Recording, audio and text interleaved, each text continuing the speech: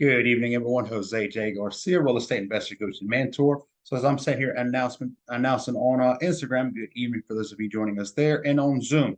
So a few changes are coming up. Let me start with those. We do have a few announcements. I'll leave those towards the end, and then the coaching, which is the most important. We'll get to that as well. But a few changes are we're venturing from Zoom into now live Instagram, live TikTok. We will get the live YouTube. I know we've done a few on those as well. So LinkedIn, we haven't done as many. Thank you, TJ.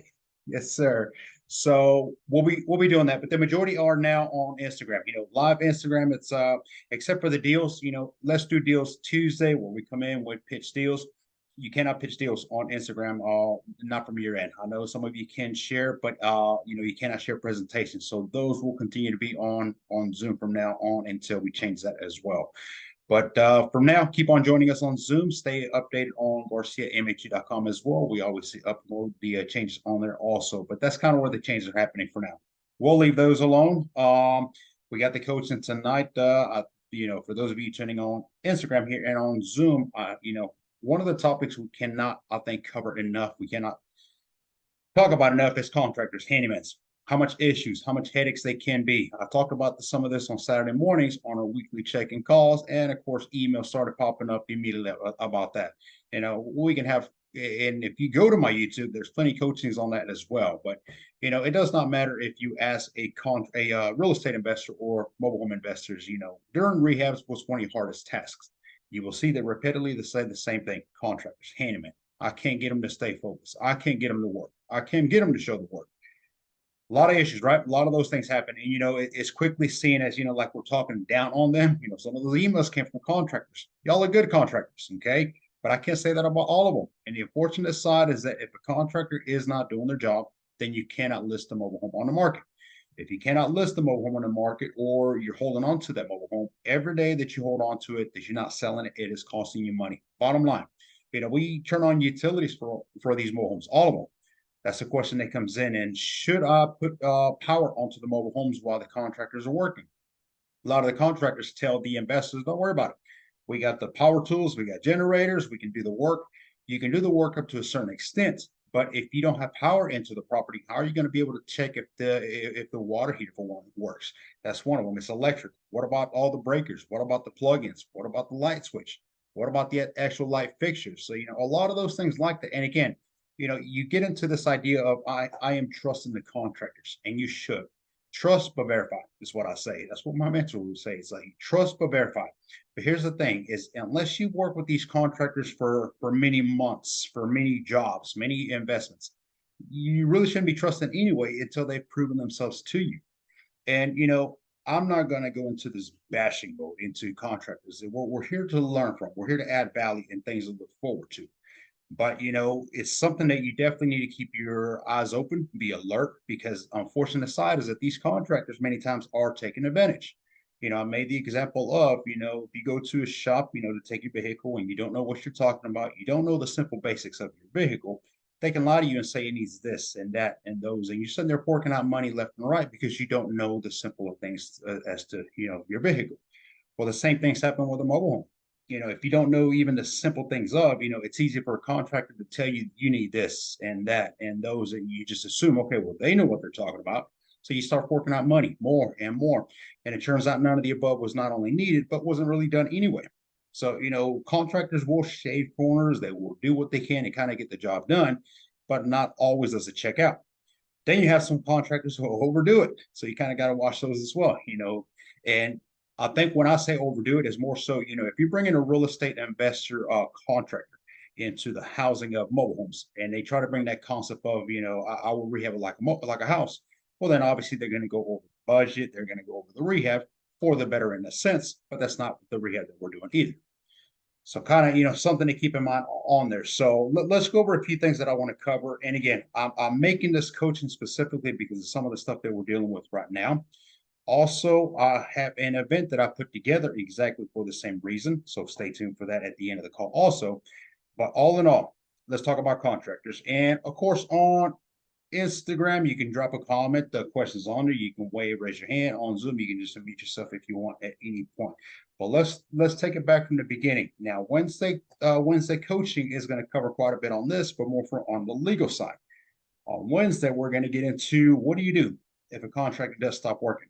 What do you do if a contractor charges you all the funds but does not deliver? Now it's time to get to that step of either they get the job done. How do you hold them accountable more so, and or should you involve the court system? Yes, at a certain time that happens. So we're going to walk on that, but that's Wednesday. For now, let's talk about hiring the contractors because that's step number one. When you hire the contractors, it's all on you. Who did you hire? Who did you trust to come in and do the job? Everybody sounds good over the phone. Everybody sounds great on interview. And most contractors look good on paper. But it's time to get down into now the actual rehab. Now get them into the property. I want to see what you're going to do. And before you start any of the above, this is where the proper interview has to happen. Okay, it all relies back on you. And here's the thing. I'm going to go ahead and mention this quickly on is, how much nonsense, let me name it that. How much nonsense should you put up with your contractors if they're not doing their job, if they're not showing up? Here's the thing with contractors is the majority of the time they're working. They're always working. Whether they're working on your mobile home like they're telling you they're working, or they're working down the street, maybe somebody else's houses, maybe they're putting yours on the back end and kind of just making it because they know it's extra money. I can't show up to work means I'm going to work somebody else's houses. But again, it's all how they interview. So let's take it back to step number one. Let's go back to basics. I am a new investor. I am here to hire contractors and I want to get them started ASAP because I got my first investment. Okay, fine. Social media. Social media is the key number one where you need to get to. Okay. We use Facebook. I would say Facebook is the go-to for most of what we need, whether it's material, contractors that you wanted to hire, whether it's selling inventory or buying inventory. That's where is the go-to place to, right? I like Facebook because it allows you to go to their profile. And yes, I go to the profile and I admit it, I call that the pre-screen too. And you better believe if you're messaging somebody about a job or material or whatever it is, they're doing the same thing to you. So it's not illegal. It's not something that you're doing wrong. I just want to make sure I know who I'm speaking to. Other social media formats that we use that are not as trustworthy, especially the hire contractors, are Craigslist, Lego, Offer. Why? I don't know who I'm talking to. It could be anybody. It's an email, it's a text, it's a call. Again, everybody sounds great on those. But when I'm able to see somebody's profile, it's a little more personal. I see kind of their lifestyle, that sort of thing. And I'm not discriminating by any means. I'm not discriminating. I'm not pointing out anything. But if I see a lot of activity as to what I'm seeing on their profile, is it likely they may do that in my property when they're being rehabbed? Yes. Okay. If all they do is drink all weekend, every day, every evening, they're probably going to be drinking at the job site. Again, just things to kind of be aware of. Okay. So I want to do a proper interview, and it all starts by posting the right social media ads out there. It's very simple, but it's got to be specific. Let me make an example of something like that. I would go on to some of these Facebook group pages. You can do mobile home pages, real estate pages. You can do any of those pages out there. And just put something like, I have a mobile home in the area that needs rehab. Any contractors available? Okay. Now, when you did something like that, you answer a lot of questions for them as well. If you say, I'm looking for a contractor to do a rehab, that's open field, any and everybody. I don't mind contractors, but I don't want a contract for every job. What I want is a crew of handymen that know how to handle it. If they're licensed and insured, even better. But if they're not, there's a proper documentation that you can get on them. Basically, if you put it together before you hire them, and they still can be hired. That's what I'm looking for. Now, if you hire just any contractor, again, it's going to be a contract, so everything is more expensive. If there's a little light switch that doesn't work, that's a contract. That's a job they got to do, and they got to put it together. All kinds. It's just a waste of time and excess money that you don't have. So I want a crew that knows how to do all the above. If you put I have a mobile home that needs rehab. Immediately, the contractors that don't really deal with mobile homes, they kind of more stick to commercial real estate, condos, whatever it is. They're immediately not even going to pay attention. Well, that's good. That means you cut out that out already from the get-go. So there's no confusion into that. And a lot of contractors that work on houses, that they'll say, well, mobile home investors, they don't really pay that much for the job, so I'm not going to do it. Well, that's fine. That's a different type of job. Because the reminder is that mobile homes were affordability housing. So we're not coming in to do some grand luxurious rehabs. That's not what's happening. Especially if we're doing rentals, obviously the rehab that we do is going to be lower end than what would be an immediate flip, or maybe something that's going to be done for Airbnbs or Section 8s or that sort of thing. So We rehab according to what the market allows us to sell or how it is the exit strategy that we're going to put out there. So, okay, I want to put those ads out there, and you can add all these on Facebook group pages. I'm not going to teach you about how to use Facebook. I'm sure most of y'all know how to use it better than I do. Go to Facebook group pages and find the right groups to post on, and you want to post a few out there, okay? Don't post one and think you're going to get all the attention. But I will say this, when it comes to handymans and contractors, you don't have to work very hard. Finding a deal may take time. Posting, repeatedly is kind of the consistency of it. But when I go and post 5, 6 ads for this, that's really all you should need is 5 to 10 one evening. Just go in there and post them. Same thing, copy paste. I have a mobile home, or I have a few mobile homes that want to rehab. Any contractor, handymans in the area. Now, obviously, you want to pick the groups that are located in the area that you're trying to invest. Okay. If you are investing in Atlanta, that's where your mobile homes are at, Atlanta, Georgia, I'm going to use that. Then you obviously don't want to be posting in groups South Georgia.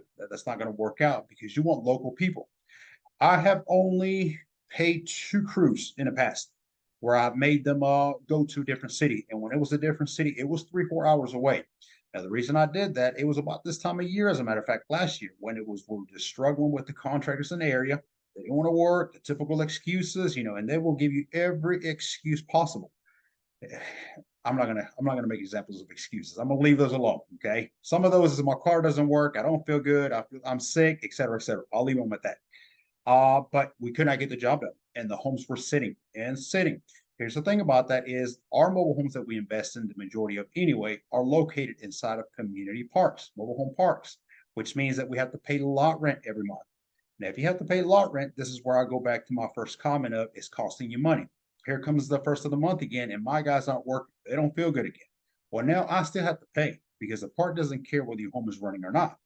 Unless you set some special agreement, it's just the way that it is. So the crews that we sent, one of them was from Albany. We moved them into Macon, Georgia, and it was about 3.5 hour trip from the areas where they were. And we ended up having to pay hotel and stay and lunches and that sort. So, this is one reason why I want local employees. And if it's a whole new market, I have my designated contractors and handyman for the most part. But if it's a new area, I'm not going to ship my guys over to. I'm going to find locals there because obviously I'm starting to venture into business in those areas. So sooner or later, we need contractors there anyway. But it just gets costly. That's what I'm trying to make the examples. It gets costly. So you put your ads out there and you make the comments of obviously you need handyman. You're going to immediately start getting comments. You're going to get remarks. You're going to get likes and messages. And typically the messages we see is somebody may say, I don't know how to do sheetrock. I don't know how to paint. Somebody else knows how to do plumbing. That's fine. I carry very little conversations on Facebook. I don't like to conversate with people on Facebook. It needs to become either an email or a phone number better. So what I'm going to do is anybody that puts one of those remarks is I'm going to send them a message. Hey, send me your number and we'll call you accordingly. Just like that. You have their name. When they send your number, you put it down. And when you have a good list, and when I mean list, I mean you want 30, 40, 50 numbers. You are going to go on a interview all day if you need to. Typically on something like that, 50 numbers, it may take me an hour, hour and a half. These are about 5 minutes of interviews. That's all that I need. Now, I'm not rushing y'all. For some of y'all, you may need longer. But the immediate thing is you need to get to find out who it is that's messaging you. If they're serious and certain flags that you need to be looking out for. Okay.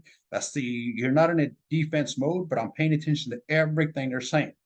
Here's one of the biggest red flags that you can have that most people miss because they see it as a beautiful thing. When I'm talking to them, I'll ask them is how readily available are you? Meaning, when can you get started? And when one of them says, oh, I can get started right now. That sounds like a beautiful thing. Great. I landed my contractor. But the question that should come up immediately is, why is he available? Because remember, good contractors are always busy. You have to constantly call them, message them, text them. Hey, are you almost ready? Are you almost ready? They'll say, yes, I'm finishing this job and I'm supposed to start over here, maybe do this here in between, but I'll go ahead and get started. When you get a good crew, one, you'll know when it's a good crew, but you keep them busy. You want to make sure you keep them busy so they keep working for you or they're going to go somewhere else. Okay. So somebody says, I'm available right now. That's a red flag. They're not out yet, but I want to find out. Maybe. Okay. I'll give them the benefit of the doubt. Maybe they just got done between jobs, that their job may be canceled or something like that. Maybe stuff happens. Fine. I'm willing to do that. But the questions that you're asking them immediately is obviously, have you ever rehabbed mobile homes? Because remember, mobile homes are not built like houses. There's many differences. And yes, everybody can rehab until it's time to rehab. then suddenly there's issues and questions and I didn't know. So when you get a contractor saying he doesn't know, that's a real flag. That's a problem. I don't know should never come out of a contractor. But interview, I'm going to keep saying that. We keep going back to the interview. So have you worked on mobile homes? Yes, no, but they're kind of similar to houses. Okay. And I'll start writing these people that I'm interviewing. This guy was a 9 out of 10. This guy was a 5 out of 6, or so whatever, however you grade them, because I want to pay attention to who's the best candidate for the job. Okay. Do you have insurance? Are you licensed? Most of what you'll notice with a lot of these guys is that they many times had insurance and or license, but somewhere in there they didn't pay it, they quit paying it, and apparently there's fees, fines, and all kinds of stuff. And they say, you know what, I'm not going to worry about it. I'll just start doing work kind of on the side and just we'll go with it. That's a good and bad thing. But if you are going to hire them, I'll say you need to have the right documents, paperwork. I'm not an attorney, so I cannot give anyone here legal advice, but it is certain documentation that you can get from a real estate attorney or an attorney, period, where it just covers you in a sense. You can come and do work, but you can basically sue me for this and that, should you fall, whatever, etc. Okay. If they do have been investing in mobile homes, rehabbing mobile homes, then you ask, how long have you been rehabbing? One of the best people you can get in contractors is somebody who's worked for a park. Those guys are great. Parks, especially depending on the size of them, they'll have handymen that are actually designated to work there every day, leaks, electric, whatever they may need. What happens is these guys are very, very accumulated to mobile homes. They know everything with a mobile home because it's all they work on for hours and hours all day. Now, they don't get paid very well when they work for communities, just kind of doing what they call them the maintenance guys. But they're very knowledgeable in all the above. Okay. And that's good. That's the people that I want to hire.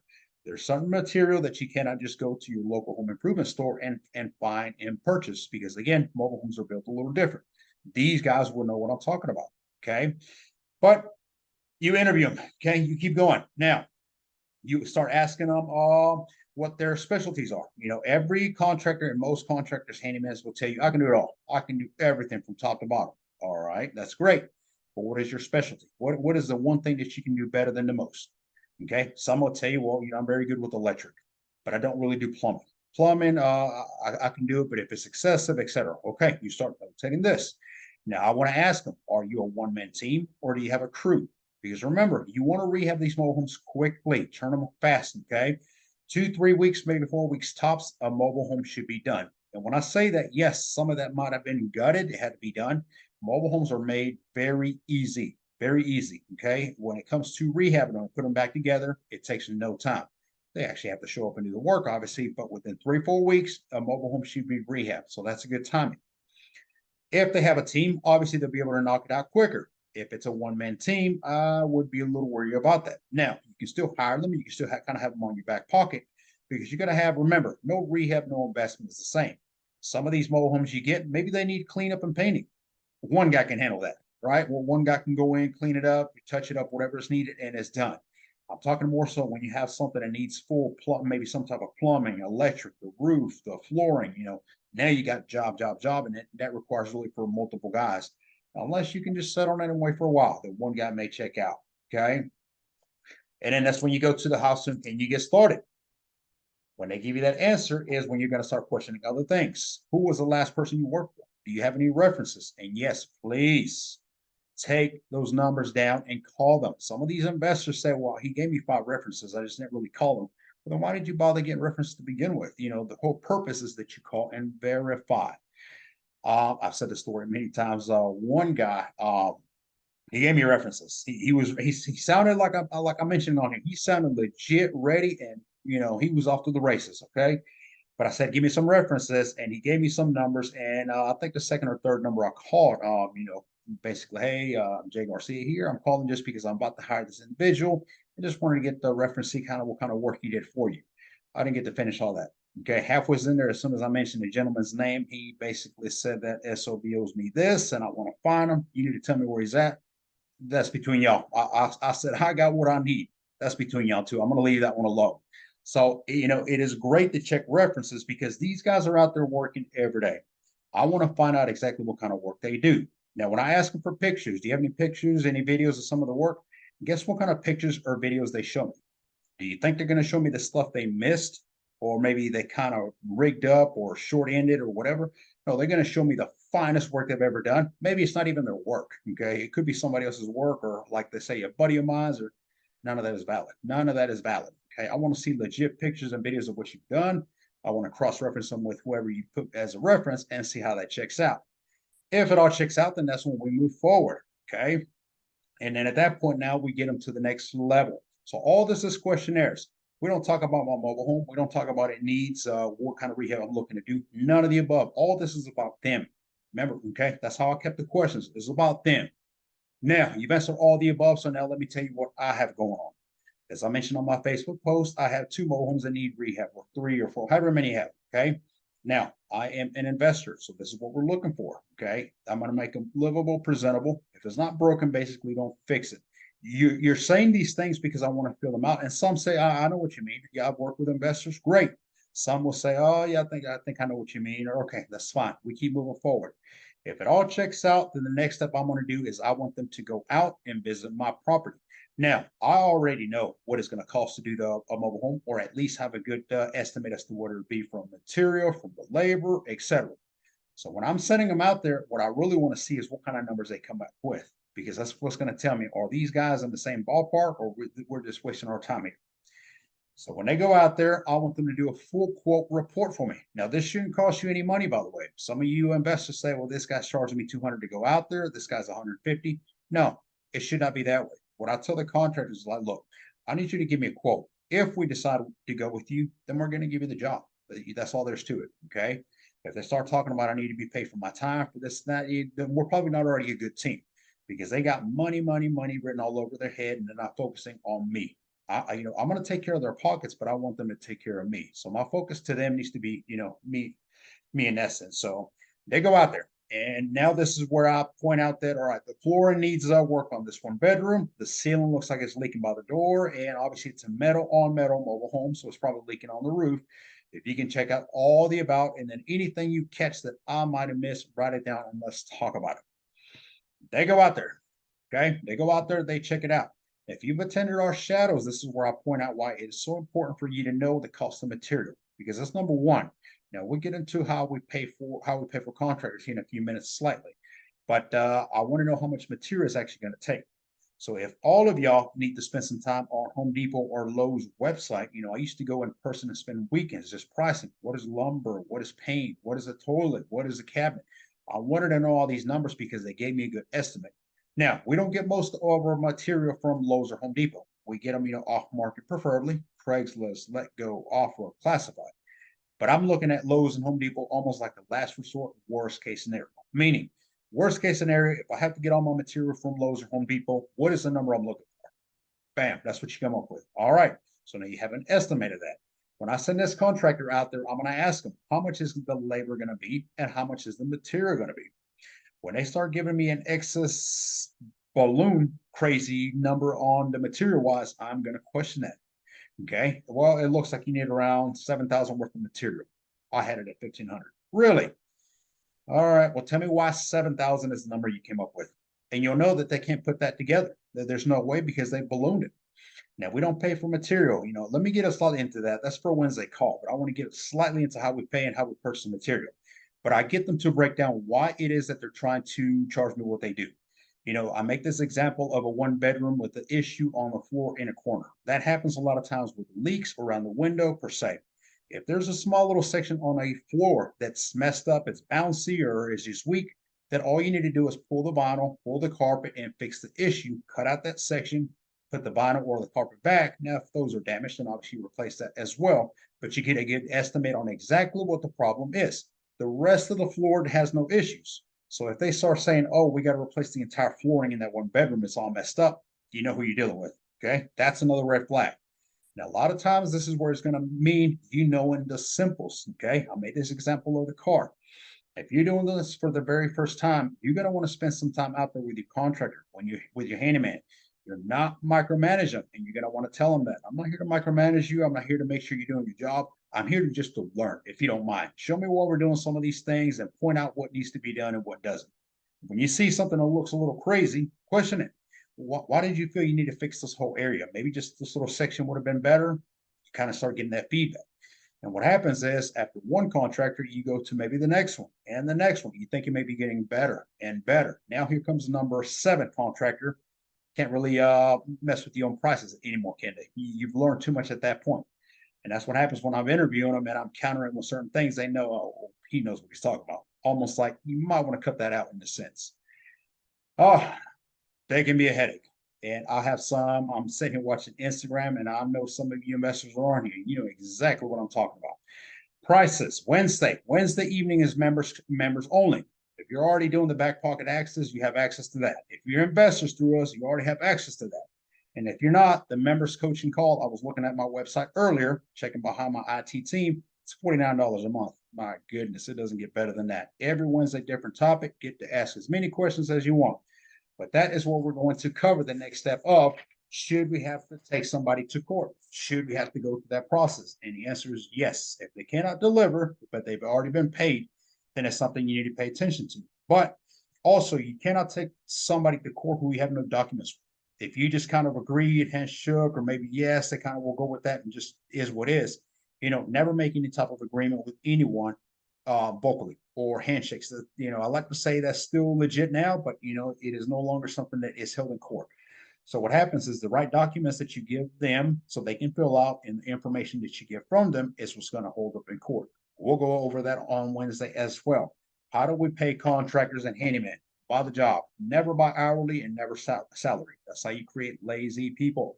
You pay them by the job. Everything is a job. Get them to do the job first. When it is complete, we check it, review it. If it checks out, you get paid. Every contractor knows that works for me. You can get paid daily, twice a day if you want. If you fix the flooring and you fix the ceiling, both need to work, and you done right by them, you get paid twice. Who doesn't like to get paid daily? You think that might urge somebody to let me make sure I get in there. Okay, different ways to pay, but that is the best way. Material never gets paid to a contractor.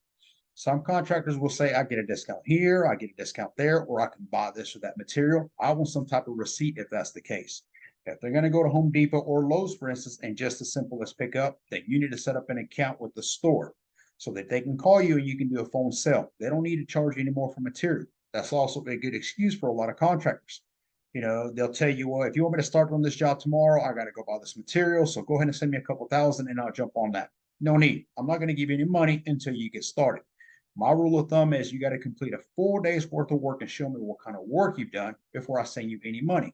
And as far as material, go to the local Home Depot or Lowe's. We have national accounts. When you get to going to pay, go to customer service. They'll call us. We'll do a phone sale. No money out of pocket. It's a beautiful thing. Beautiful setup. All right. 30 minutes went quick, so I keep talking. I haven't coached anybody today, so I'm quite fresh, but we're going to do it with that. I do have a couple of reels to make, a couple shorts, and a couple announcements first. If you have any questions, drop them on the chats. Good evening. Quite a few more people have joined us on Instagram. This is a call every Sunday, 8 p.m. EST time, so make sure you keep joining us on that as well. December, second week. There's one event before that, but I want to talk about this one because it goes hand in hand, okay? Shadow. You have been to the shadow, most of you, and you see what we do. Now at the shadow now, it's a 1 day where it's full day learning step by step. Day number 2 is where we take you out to the field and we bring a contractor with us. But the contractor's not doing any work. These are trusted contractors that we bring and they kind of just talk about certain things to do. How would y'all like to come out and shadow a contractor for a day, few hours? Let's go out there and watch them do the work. Maybe we can help them out. I don't know. We'll see. Safety first. And let me make sure I cover that. But I want to say the second week of December. I don't know where, because we got a lot of investments that we're going to take on more and more rehabs. Part of that, some of that is in Florence, Alabama, not Florence, South Carolina. Florence, Alabama. We have quite a few out there. We got some more in Central Georgia, and we got some in South Carolina, Anderson, and Spartanburg. So I don't know where we'll be, but what I want to do is create a 1 day event where we can take a small group of people. Let's go out to a mobile home and watch these guys work. You get to ask questions. You get to see why they're doing what they're doing, and you get to see me question them as to why something needs to be done, can be done. Maybe we'll visit local stores and also shop around. We'll see what we can do. The goal is to teach y'all step by step. This is what you need to be paying attention to. It is not to be taken lightly. One of the things I hear investors say all the time is, I don't want to bother him. You're not bothering anybody. Contractors work for you, not the other way around. We're very, I'm very easy going with the contractors until, it can't be easy. Because at the end of the day, it's one thing to remember is this is a business, period. It's a business. They work for you. Okay.